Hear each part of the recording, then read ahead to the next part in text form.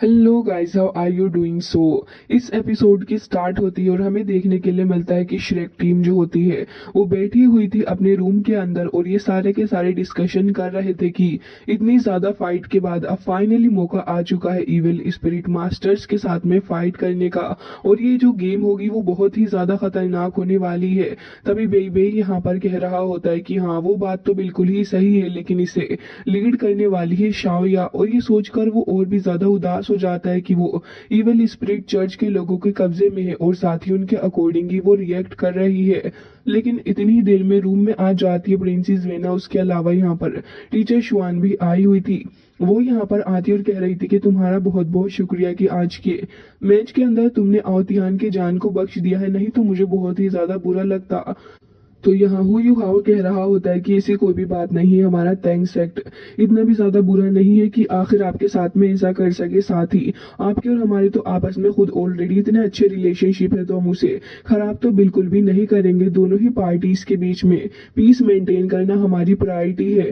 तभी यहाँ पर दोंगार आ जाती है और उसे बहुत ज्यादा गुस्सा आ रहा होता है प्रिंसेस वेना के ऊपर, क्योंकि उसने फाइट के दौरान यहाँ पर अपनी बात से बिल्कुल ही पलट गई, जबकि उसने पहले ये कहा था कि दोनों ही टीम लीडर्स किसी भी टीम को यहाँ पर नुकसान नहीं पहुंचाएंगे, जबकि इनके लोग यहाँ पे आके डोंगर और बाकी सारे लोगों को ही जान से मारने की कोशिश कर रहे थे।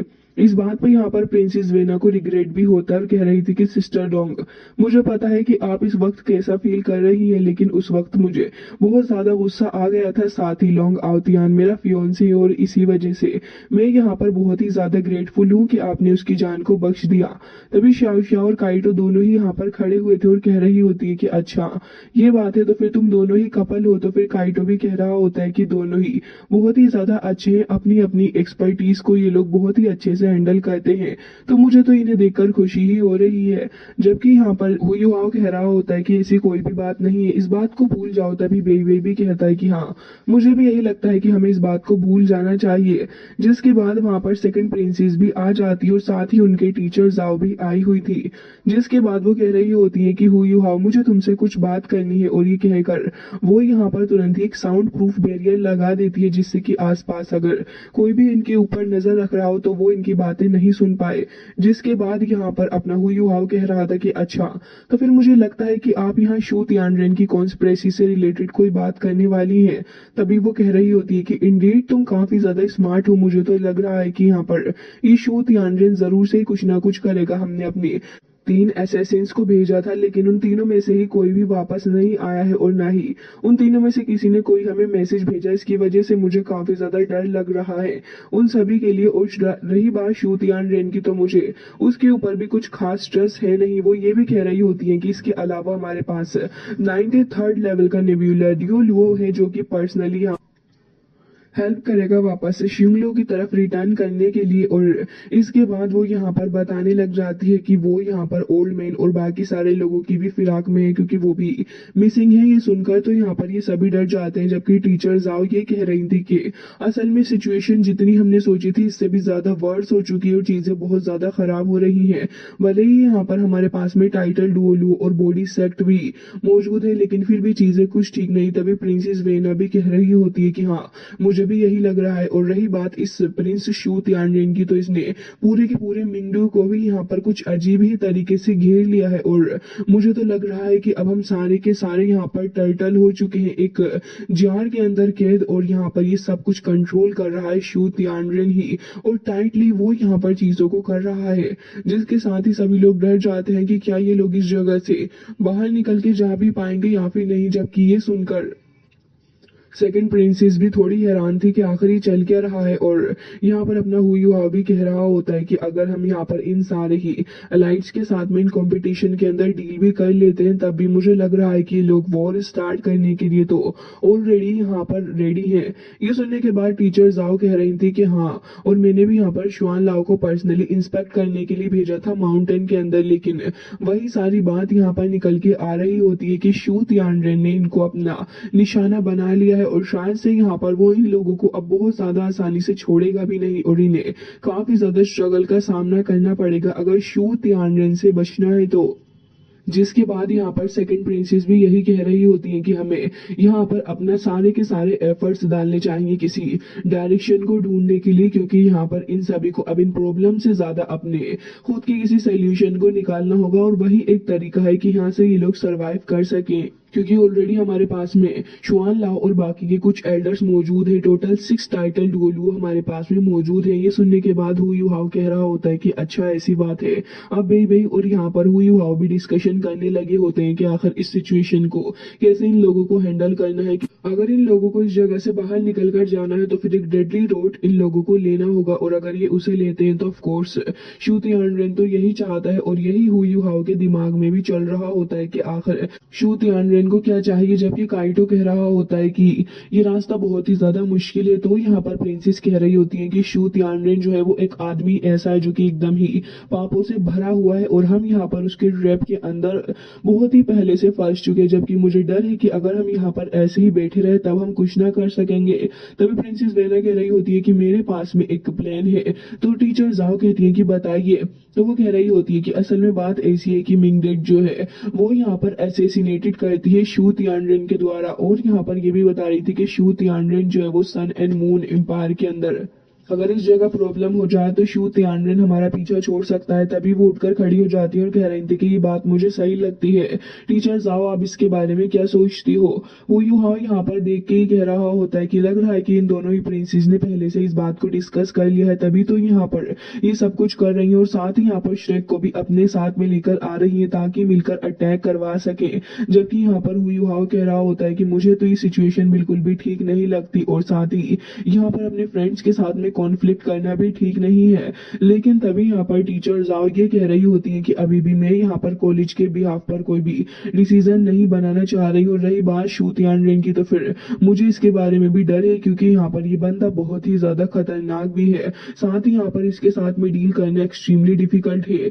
बेबी भी उठ के खड़ा हो जाता है और कह रहा था कि मुझे लग रहा है कि हमें एल्डर सू से पहले यहाँ पर डिस्कस करना चाहिए इसके बारे में, और उसके बाद हम लोग इसके ऊपर कोई ना कोई आपको जवाब जरूर से ही देंगे, और तब तक के लिए हमें सेमीफाइनल के लिए रेडी होना है। ये सुनने के बाद प्रिंसेस कह रही होती है कि ऑल राइट, जब तुम्हारा जवाब बन जाए तो हमें बता देना, और ये कहकर यहाँ पर चली जाती है। जबकि बेई कह रहा होता है कि दोनों ही प्रिंसेस इंडीड मुझे सिंपल बिल्कुल भी नहीं लग रही है, इनके पीछे भी हो सकता है कि कुछ ना कुछ हिडन एजेंडा हो। लेकिन तभी यहाँ पर टीचर जाओ कह रही होती है कि हाँ मुझे भी यही लग रहा है, काश मैं यहाँ पर अपनी लाइफ तुम्हारी लाइफ के बदले कर पाती तो शायद मैं एक वक्त भी न लगाती तुम्हारी लाइफ को सेव करने के लिए। वो ये बात कह ही रही होती है, जबकि ये बात सुनकर सारे स्टूडेंट्स को अच्छा लग रहा था, लेकिन इतनी देर में प्रिंसेस वापस आ जाती है और इसे देखकर एकदम से सारे ही शॉक हो गए थे कि आखिर ये लेडी यहाँ पर अचानक से कैसे टपक पड़ी है। अब यहाँ पर टीचर जुआन यही कह रही होती हैं कि मुझे तो लग रहा है कि ये लोग अपने आप को प्रोटेक्ट करने के लिए हमारे कंधे के ऊपर रखकर उस बंदूक को चला रहे हैं। हमें अपनी लाइफ के बारे में काफी ज्यादा सोचना चाहिए। लेकिन तभी यहाँ पर प्रिंसेस आ जाती है और कह रही थी कि मुझे यहाँ पर कुछ इन्फॉर्मेशन मिली है। यहाँ पर एक लेडी है जिसका नाम माँ श्योंगता है, और वो यहाँ पर रिलेटेड है इस होली स्पिरिट चर्च से। मुझे तो लग रहा है कि यहाँ पर ये लोग कुछ ना कुछ ऐसा कर रहे हैं। यहाँ पर एक बंदा भी है जिसका नाम है फायर फिनिक्स सेंट, जिसको यहाँ पर इन लोगों ने अपने कंट्रोल में किया है।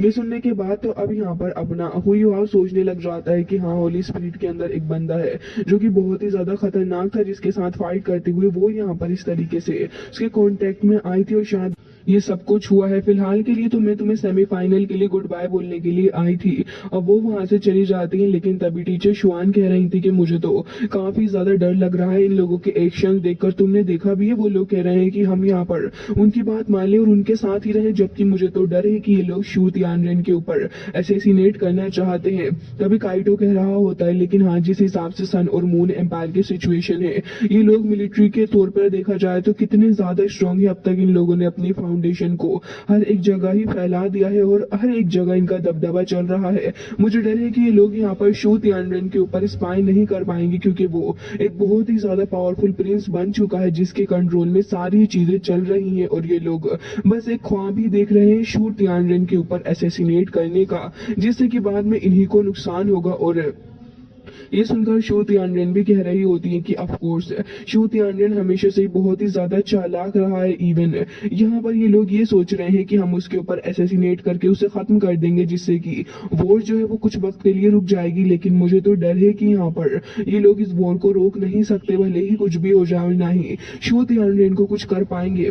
जिसके साथ ही वो ये कह रही होती है कि खैर जो भी हो, अब हमें यहाँ पर अपने ऊपर फोकस करना चाहिए क्योंकि हम लोग ज्यादा डिले नहीं कर सकते। जिसके साथ ही यहाँ पर वो सभी लोगों को मोटिवेट कर देती है और ये भी कह रही थी कि होली स्पिरिट चर्च से हमें बहुत ही ज्यादा दूर और संभल कर रहना होगा, क्योंकि इन लोगों ने होली स्पिरिट चर्च के साथ में भी यहाँ पर अपनी खुद की अलायंस बना ली है। ये लोग कितने ज्यादा पावरफुल होंगे कि होली स्पिरिट चर्च भी इनकी बात मान रहा है। तभी यहाँ पर हुई हाव कह रहा होता है कि हाँ, मुझे यही सोचकर डर लगा रहता है कि आखिर यहाँ पर क्या होगा।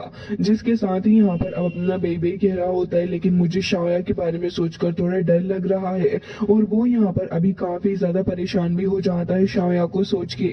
जबकि यहाँ पर दोंगर भी कह रही होती है कि जो भी हो, हमें जल्द से जल्द कॉलेज को इसके बारे में रिपोर्ट करना ही होगा। लेकिन बेबी का मुंह एकदम से ही उतर गया होता है, क्योंकि उसके दिमाग में सिर्फ शाया ही चल रही होती है। तो ये देखकर यहाँ टीचर जाओ उसकी परेशानी को समझती है कि आखिर उसके साथ में कितनी ज्यादा बुरी सिचुएशन चल रही है। वो ये भी कह रही होती है कि देखो, कल के गेम के अंदर तुम्हें इमोशनल एंगर को और अपनी सारी इमोशनल फीलिंग्स को बहुत ही ज्यादा कंट्रोल करना होगा बेबी, क्योंकि यही एक तरीका है जिससे कि तुम यहाँ पर अपनी टीम के बारे में आगे अच्छा कुछ कर सकते हो।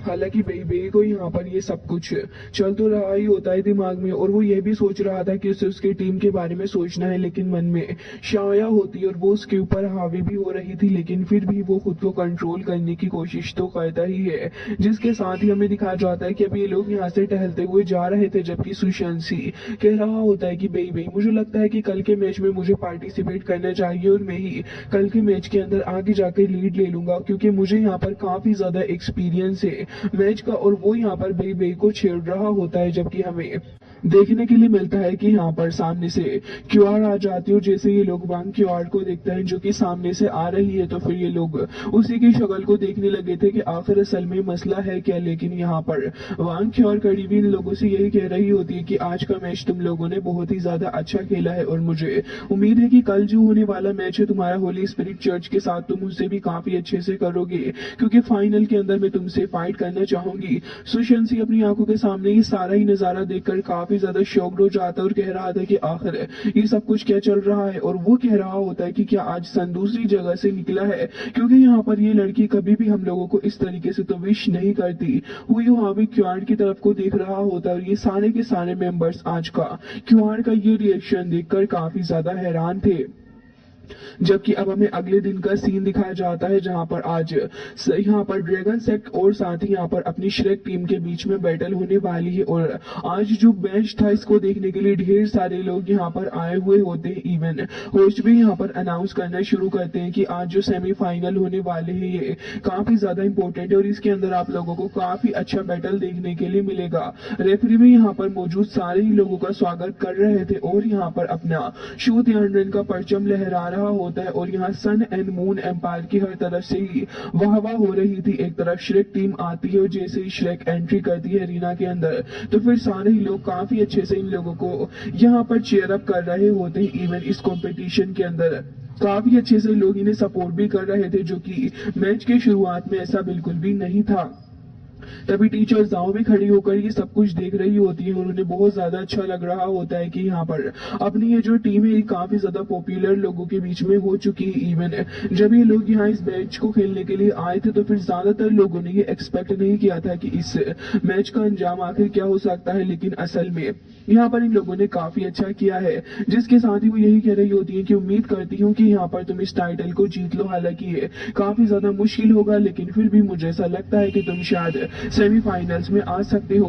जबकि हमें दिखाया जाता है कि दूसरी तरफ यहाँ पर ड्रैगन सेक्ट जो था और साथ ही यहाँ पर स्काई ड्रैगन गेट की जो लड़कियां होती हैं वो खड़ी हुई थी और वो ये देखकर काफी ज्यादा उदास होती है। इवन वो ये भी कह रही थी कि हमारे साथ तो बहुत ही ज्यादा गलत हुआ है, हम भी तो इस मैच को खेलना चाहते थे बट हमारे साथ ऐसा ना हो सका।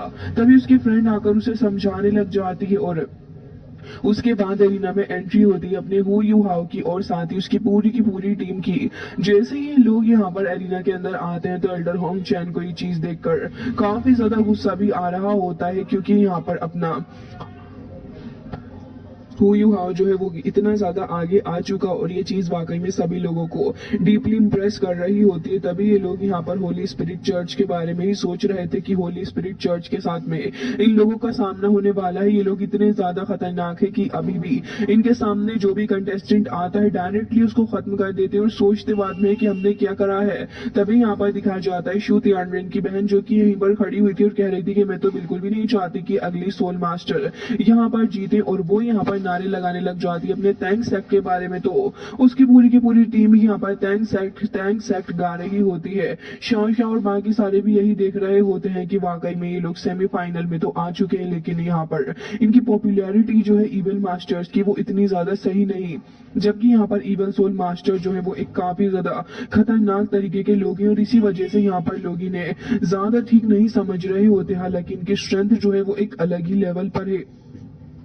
जिसके बाद हमें दिखाया जाता है कि कुछ लोग इन्हें बुरा बुरा भी कह रहे होते हैं, लेकिन तभी यहाँ पर ये मास्क वाला बंदा उसको देखता है तो वो तो डर ही जाता है इसको देखकर। जबकि यहाँ पर शू तियानरेन बैठा हुआ था और अब बस उसे यही इंतजार होता है कि यहाँ पर अब जल्द से जल्द उसके सारे दुश्मनों को खत्म कर दिया जाए, क्योंकि अब वो इन्हें और ज्यादा बर्दाश्त नहीं कर सकता। सारी टीम लाइन से खड़ी हुई थी, जबकि हमें दिखाया जाता है कि बेई शाया की तरफ को देख रहा होता है तो सुशंसी आकर उसे समझा रहा होता है कि ब्रदर तुम्हें याद है ना कि कल टीचर ने हमसे क्या कहा था, तुम्हें बहुत ज्यादा केयरफुल रहना होगा आज।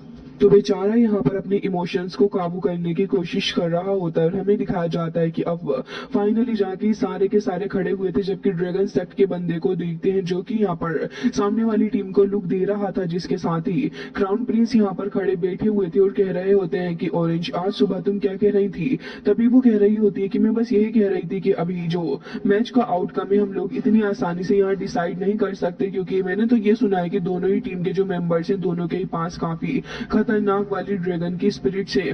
ये सुनकर यहाँ पर अपने क्राउन प्रिंस जो होते हैं वो ये कहने लगे होते हैं कि देखो जो कुछ भी हो लेकिन तुम्हें यहाँ पर अपने साथियों का ही साथ देना चाहिए, भले ही कुछ भी हो जाए।